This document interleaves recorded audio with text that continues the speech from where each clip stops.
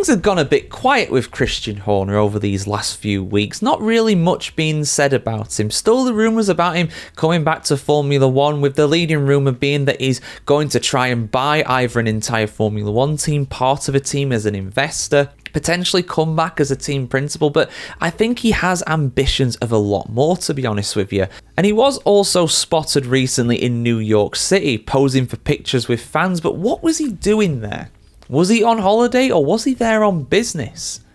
Let's have a look at the full story here on the F1Chronicle.com, guys, because the rumour mill when it comes to Horner's potential F1 comeback has been absolutely swirling, but there is a very large, awkward elephant in the room, I think, when it comes to Christian Horner, and I think things have to really settle down with that before he can come back, but I'll explain all in this video for you guys. Christian Horner has been seen in New York City this week, sparking fresh speculation about the former Red Bull Racing Team principal's next move as he weighs up a potential return to Formula One. Horner, who departed Red Bull earlier this year after nearly 2 decades at the helm, shared images from his US trip on social media.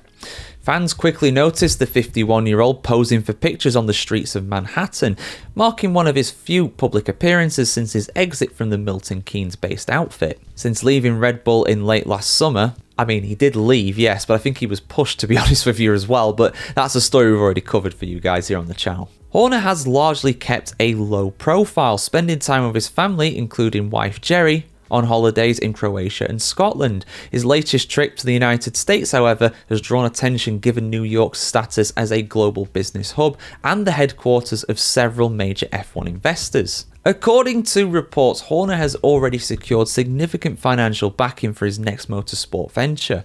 His record at Red Bull, overseeing 8 drivers' championships and 6 constructors' crowns, has made him one of the most successful and influential figures in modern Formula One. Sources suggest that Horner's next move may not to simply be returning to the pit wall. Instead, he is said to be targeting a CEO-style leadership role, focusing on a team's strategic and commercial direction rather than day-to-day operations. And indeed, that was one of the reasons why Red Bull reportedly got rid of Christian Horner, the leadership there thinking he was getting a bit too big for his boots, because he was the CEO of Red Bull in addition to being the team principal. He was very much an integral cog in pretty much everything when it came to not only the trackside operations but also the business side of the company as well. So for me personally, I don't think he'd come back to be a team principal. I think he wants to be more than that. And that's something that the likes of Bernie Ecclestone have echoed as well. Say what you want about Bernie, and don't worry, I do.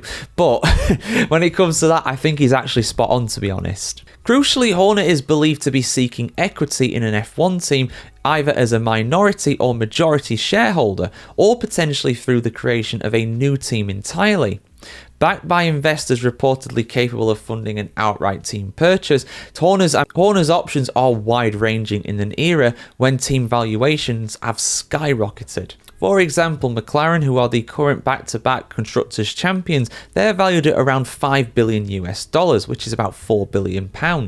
Mercedes, meanwhile, they're valued at even more. We spoke about them recently in the Toto Wolff video because Mr. Wolff is allegedly wanting to sell some of his stake. And the team is valued at around £4.6 billion, which is around $6 billion US. So even as rich as Horner is, he is nowhere near rich enough to be able to buy an entire Formula One team. Yes, he could come on board as a stakeholder, but I think he'd want to be a majority shareholder rather than just invest. And again, I think he wants more. I think he wants control of the team itself. But which team could it be? Well, it could potentially be a new team. It's understood that Horner has already held discussions with F1 CEO Stefano Domenicali and the FIA president Mohammed Ben Sulayem, speaking about the possibility of entering a new team when the governing body next opens an expression of interest process. Ben Sulayem has previously indicated support for expanding the grid, particularly if a new entrant is backed by a major automotive manufacturer, such as a Chinese manufacturer.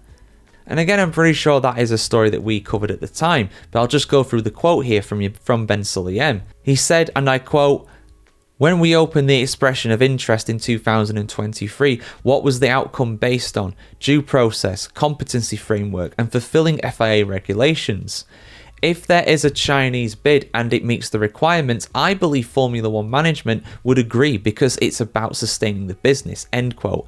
And as we've covered here on the channel many times, guys, it's not just convincing Formula One, it's also convincing the FIA. Remember, Andretti, when they were actually entering as Andretti Cadillac rather than Cadillac Racing, when they first tried to enter, they got the approval of the FIA, but the Formula One teams said no. Again, there's all sorts of conspiracy theories around why that is. Again, I'm not going to get into that now, guys, but it is something we've already spoken about on the channel. But eventually, of course, they rebranded it to Cadillac rather than Andretti, and they got in because they got approval from both F1 and the FIA. Hence why Horner is speaking to both the president of the FIA and also the Formula One CEO and president, Stefano Domenicali. He knows how this stuff works. He has been on the inside for decades now in Formula One. But potentially, he could well be going with Alpine. There's still rumours about that. Him and Flavio Briatore are pretty good friends. Renault, I believe, would be open to selling the team personally. They say they're not, but I think they are, to be honest. And then there's also the rumours about him going to Aston Martin.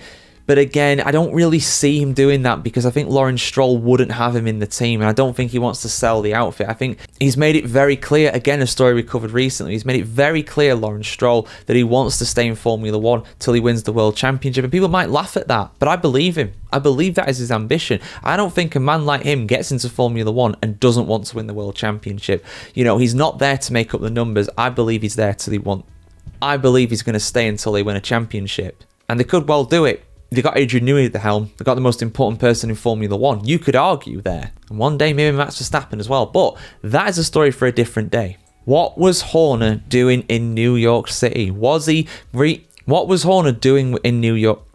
What was Horner doing in New York City, guys? What is your money on? Do you think he was there trying to drum up support for a new Formula One team, potentially investing in a current Formula One team and rebranding it? I want to hear what you have to say in the comments below on this, guys. I'm sure this is not going to be the end that we hear of it. He's very much trying to get back into F1. I feel like he's going to at least attempt it. Whether he'll be successful or not is another matter. But I think with his connections, his experience, and his reputation, really, let's not talk about his personal reputation, but his business reputation anyway, I think that he will very much be one of the favourites to do that. The one elephant in the room, though, like I mentioned in the intro, the big, horrible, ugly elephant in the room is that court case. You know, that's going to happen next year. That's going to start next year.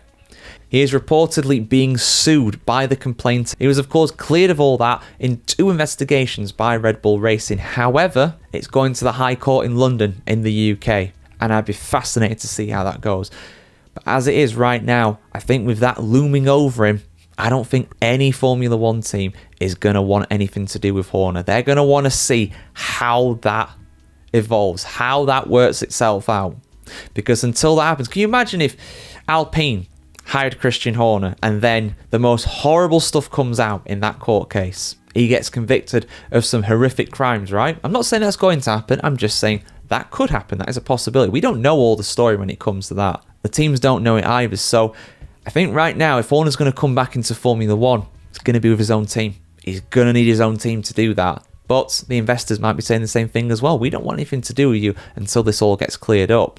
So right now, I think he's going to be in limbo until at least 2027. But we'll see what happens, guys. Like, share, comment, subscribe. As always, have a fantastic day wherever you are in the world today. And we'll see you very soon.